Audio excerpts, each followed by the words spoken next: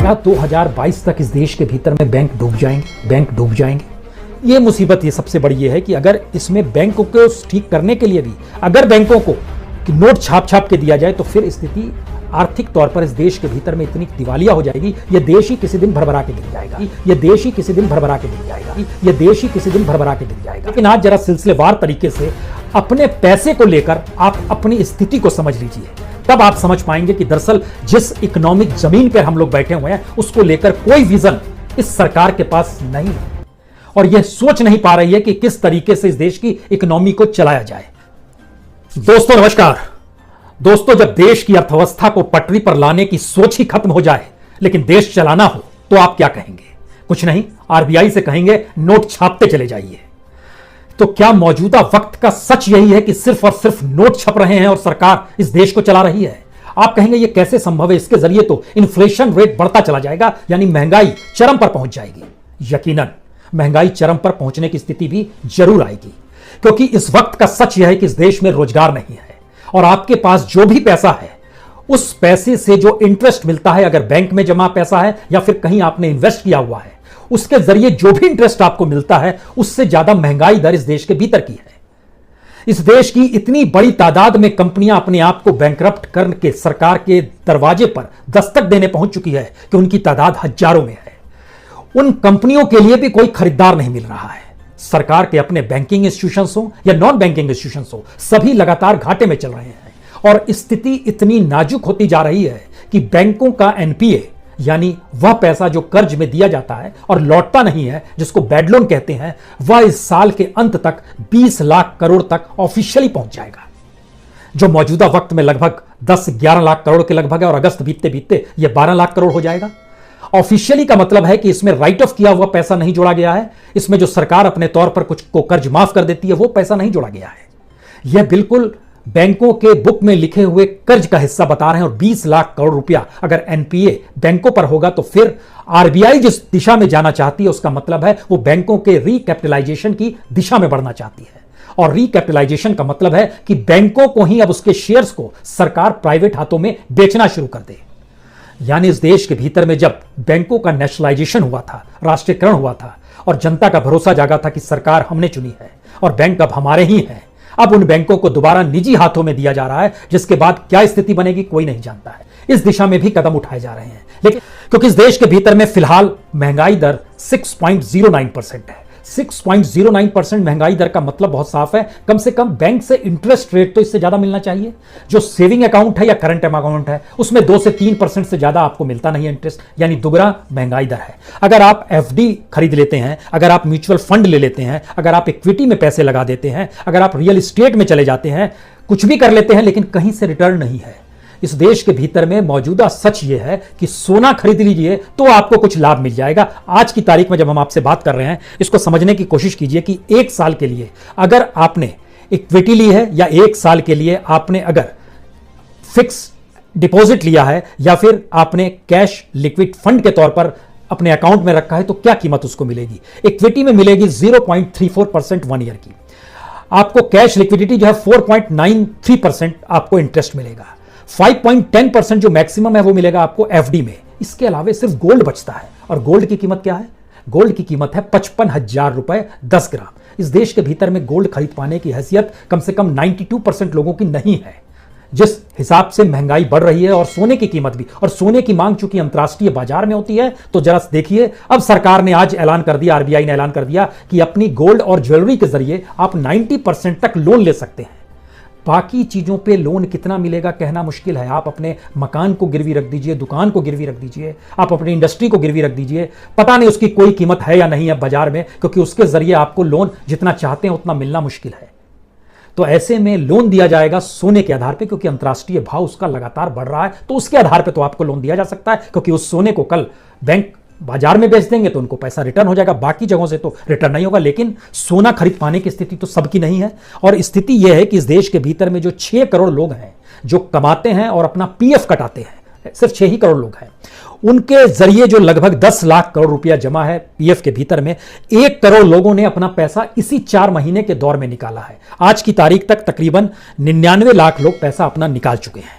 इन 99 लाख लोगों में से 96 लाख ऐसे लोग हैं जिनकी कमाई 50,000 रुपए से कम है महीने की, और 55,000 रुपए में 10 ग्राम तोला मिलता है सोने।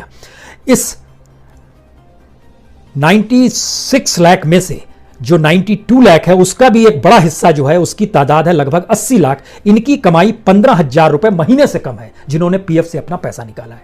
यह डाटा इसलिए बड़ा महत्वपूर्ण है क्योंकि इस देश के भीतर में कितने लोग कितना कमाते हैं और कितना पीएफ उनको कटता है, यह इससे पता चल सकता है क्योंकि जो पैसा निकाला गया है वो 26,000 रुपए से लेकर 44,000 रुपए तक निकाला गया है। यानी स्थिति इतनी नाजुक होती जा रही है कि भविष्य के लिए जो पैसा जमा रखा जा रहा था पीएफ में, अब नौकरी नहीं है तो वह भी पैसा निकाल ले, और वो पैसा जो निकाला गया है अगर वह पैसा भी घर में रखेंगे, बैंक में रखेंगे, उस पैसे की कीमत और कम हो जाएगी, क्योंकि कोई हमारे पास ऐसी दृष्टि बच नहीं पा रही है जिसमें से पैसे की कीमत किसी तरीके से बढ़ जाए। इसीलिए रिजर्व बैंक ने अपने तौर पर रिकैपिटलाइजेशन का एक प्लान भी रखा सरकार के सामने, और यह कहकर रखा कि बैंकों की स्थिति को अगर सुधारना है तो उसके लिए अब हमें पैसा चाहिए, बैंकों को ही पैसा चाहिए। उस पर रघुराम राजन जो पहले आरबीआई के गवर्नर, उनका कहना है कि आप जो बता रहे हैं 20 लाख करोड़ रुपया इस साल के अंत तक एनपीए हो जाएगा, यह भी दरअसल उन्होंने शब्द यूज किया एक्सटर्नली कंजर्वेटिव लाइन है, ये बहुत ही संकीर्ण है ये, यानी और ज्यादा हो सकता है क्योंकि उसमें आप बाकी चीजों को नहीं जोड़ रहे हैं। तो बाकी वो कौन सी चीज है जिसके जरिए बैंकों के ऊपर कर्ज और बढ़ते चला जाएगा और बैंकों की स्थिति नाजुक हो जाएगी। लेकिन जब हम रिकैपिटलाइजेशन का जिक्र कर रहे हैं तो इसको और समझने की कोशिश कीजिए। सरकार के जहन में कई बातें चल रही हैं, बैंक को क्या निजी हाथों में दे दिया जाए, कुछ नाम भी निकल कर सामने आए, bank of India, central bank of India, Indian overseas bank, इनको पूरी तरह बेच दिया जाए क्या, या फिर जहां 51 शेयर से ज्यादा है उस शेयर को बेचकर 51, यानी पॉलिसी निर्धारित हम करेंगे इसलिए 51% शेयर रखें अपने पास, बाकी को सेल कर दें। तो इसमें जो लिस्टेड कंपनी आ रही है कि जो 6 बैंक माना जा रहा है जिनके सेल किए जा सकते हैं शेयर्स, उसमें एसबीआई है, पीएनबी है, बैंक ऑफ बड़ौदा है, कैनरा बैंक है, यूनियन बैंक है, बैंक ऑफ इंडिया है। इनके जो शेयर्स गवर्नमेंट के पास हैं, एसबीआई के शेयर्स 56.92%, पीएनबी के शेयर 83.19%, बैंक ऑफ बड़ौदा के 71.6%, कैनरा बैंक के 55%, यूनियन बैंक के 89.07% और बैंक ऑफ इंडिया के 89.1%। अब सवाल है कि इन बैंकों को अगर सेल भी किया जाएगा तो पैसा आएगा कितना। माना जा रहा है कि लगभग 90,000 करोड़ रुपए आ जाएंगे और 40,000 करोड़ रुपए तुरंत बैंकों को चाहिए।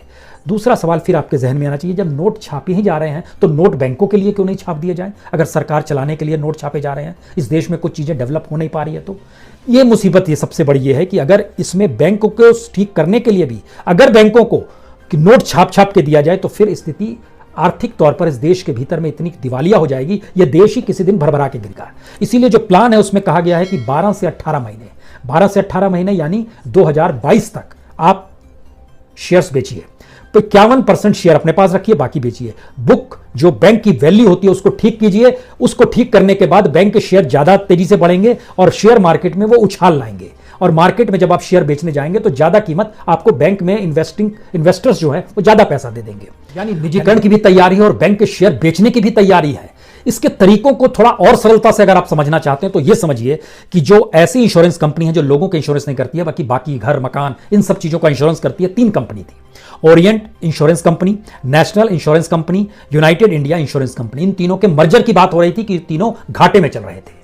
बैंकों के हाल भी कुछ इसी तरीके से हुआ, बैंकों की स्थिति बिगड़ गई तो मर्जर कर दिया गया। यहां भी 2018 के बजट में कहा गया था इनका मर्जर कर देंगे। स्थिति और बिगड़ी तो अब कहा गया कि मर्जर करने से तो चीजें रास्ते नहीं आएंगे, इनमें भी कुछ पैसा पंप किया जाए, और पंप इनके बीच में लगभग 3,475 करोड़ रुपए अब इन तीनों जगहों पर पंप किया जा रहा है। और इनको यह कहा जा रहा है कि आपको जो शेयर्स कैपिटल का जो ऑथराइजेशन था उसको हम बढ़ा देते हैं। जैसे नेशनल इंश्योरेंस के लिए पहले 2,600 रुपए उसके जो ऑथराइजेशन था शेयर कैपिटल का, उसको बढ़ा के 7,500 करोड़ कर दिया गया।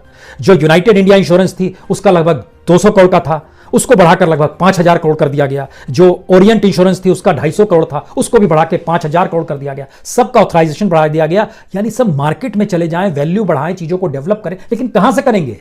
यहां तो लोगों का अपना पैसा ही उसकी कीमत कम हो रही है। यानी फिर समझ नहीं है, पहला राउंड ये भी आया। और इन सब के बीच का सच ये है कि इस देश के भीतर का जो वित्तीय घाटा है, जो बजट में रखा गया था कि साल भर में हमको इतना घाटा होगा, मान लीजिए उन्होंने रखा कि साल भर में 100 रुपए घाटा होगा, तो आपको जानकर हैरत होगी इसी पहले तिमाही में ही 83 रुपीज चले गए, घाटे में चले गए। और वो डाटा ये बता रहा है कि वित्तीय घाटा जो है वह पूरे साल का था 7,96,000 करोड़ का। जो कि इस 3 महीने में 6,62,000 करोड़ का घाटा हो चुका है हमारा वित्तीय घाटा। तो जो बजट भी बनाया गया था वो भी कैसे पूरा होगा, ये एक इम्पॉसिबल सी चीज है। लेकिन इस इम्पॉसिबल सी चीज के भीतर का सच फिर से जानना चाहते हैं तो बैंक एक तरफ रहते हैं और बैंकों के जरिए सोना तो लोग खरीद नहीं पाएंगे। जो इंसॉल्वेंसी एंड बैंकरप्सी बोर्ड बनाया गया इंडिया का, उसके भीतर में 3,312 कंपनियों ने इस लॉकडाउन से पहले अप्लाई किया था कि हमारी कंपनी बैंकरप्ट हो गई है, इसको आप बेचिए, खरीदिए, किसी रूप में कीजिए। महत्वपूर्ण ये नहीं, किसी भी देश में मैन्युफैक्चरिंग यूनिट दिवालिया नहीं होती है। भारत में वह भी दिवालिया हो गई है और फरवरी तक का डाटा जो है, मार्च, अप्रैल, मई, जून, जुलाई, इसके बाद तो मान लीजिए लॉकडाउन की स्थिति थी, इस बीच में तो बढ़ा दिया गया कि बैंकरप्सी का काम अब रुक गया है, लेकिन मैन्युफैक्चरिंग यूनिट्स 1,343 यूनिट्स ने खुद को बैंकरप्ट कर दिया और उस चले गए सीधे इंसॉल्वेंसी एंड बैंकरप्सी बोर्ड के सामने कि आप इसकी कोई व्यवस्था कीजिए। उसमें जानकारी मिली कि 340 का तो कोई खरीदार ही नहीं है, तो उसको लिक्विडेशन की तरफ बढ़ा दिया गया। जो 95 था उसका एक रिजर्वेशन प्लान बनाया गया है। जो बाकी 77 थे उनको रिवाइज किया जा रहा है कि किसी तरीके से इनको चालू किया जा सके। 52 ने कहा अच्छा बेच नहीं सकते हैं तो हम विड्रॉ कर लेते हैं, और 779 कंपनीज को लेकर अभी कोई काम शुरू हुआ नहीं है। ये एक स्थिति है इस देश के भीतर की इंडस्ट्रीज की। और इतना ही नहीं, इसमें जो कंपनीज थी उसमें मेटल से जुड़ी कंपनी, टेक्सटाइल से जुड़ी कंपनी, फूड से जुड़ी कंपनी, फूड बेवरेज से जुड़ी कंपनी, मशीनरी से जुड़ी, इक्विपमेंट से जुड़ी कंपनी, ये कंपनी आती। और लॉकडाउन के बाद स्थिति तो और नाजुक हो गई है, क्योंकि आरबीआई खुद बता रही है एक्सपोर्ट नीचे जा रहा है, मैन्युफैक्चरिंग डेवलप हो नहीं पा रहा है। उन्होंने जो आज जो डाटा रखे उसमें उन्होंने साफ कहा पैसा नहीं है। जो ईएमआई की रियायत थी वह भी अगस्त के बाद खत्म हो जाएगी। रेपो रेट में कोई चेंज नहीं करेंगे, यानी लोन देना लेना ये सब पुरानी स्थिति है। आपको जितना पैसा देना है उसको चुकाना होगा और ईएमआई भी अब आपको देनी होगी। यह स्थिति बहुत साफ तौर पर आरबीआई ने साफ कर दी। तो 3 सवाल आखिर में, क्या 2022 तक इस देश के भीतर में बैंक डूब जाएंगे? पहला सवाल, बहुत साफ सवाल। दूसरा सवाल, क्या इस देश की इकोनॉमी और लोगों का पैसा जिस रूप में जहां जहां जमा है उस पर खतरा मंडराने लगा है? ये दूसरा सवाल है। और तीसरा महत्वपूर्ण सवाल है, अगर रोजगार नहीं दे पाए, अगर अर्थव्यवस्था की चक्की को नहीं चला पाए, अगर इस देश में प्रोडक्शन रुका रहा और शेयर मार्केट आर्टिफिशियल तरीके से आप बढ़ाते रहे और विदेशी पूंजी भारत के खजाने में खूब जमा है, इसी की जानकारी देकर इस बात पे हो हल्ला मचाते रहे कि हमारे पास तो खूब पैसा है, इतना पैसा तो किसी के पास नहीं है दुनिया में, तो देश के भीतर का अनूठा सच ये होगा कि इस सरकार के पास पूंजी के लिए आरबीआई होगा और उसके सरकारी खजाने में जमा विदेशी पूंजी होगी। इस देश की अपनी इकोनॉमी कुछ नहीं बचेगी। उस इकोनॉमी का सबसे बुरा और सबसे पहला असर पहली बार इस देश की इंडस्ट्री पे पड़ेगा, दूसरा असर एग्रीकल्चर पे पड़ेगा और तीसरा असर उसके बाद उन नौकरी पेशा लोगों पे पड़ेगा जो अभी तक ये मानकर चल रहे हैं कि उनका रोजगार तो सुरक्षित है। वो चाहे आईएएस हो, आईपीएस हो, आईआरएस हो या किसी भी फील्ड में सरकारी नौकरी में हो, जिनकी तादाद इस देश के भीतर में लगभग 1.25 करोड़ है। और वह कॉर्पोरेट, वह इंडस्ट्री जिससे साथ जुड़े हुए लगभग 1.5 करोड़ से ज्यादा लोग जो जुड़े हुए हैं, उनके ऊपर भी आने वाले वक्त में खतरे के बादल मंडराएंगे। यह स्थिति बन रही है, धीरे धीरे बन रही है, लेकिन सवाल अभी से पूछना सरकार से शुरू कीजिए, अन्यथा रिजर्व बैंक भी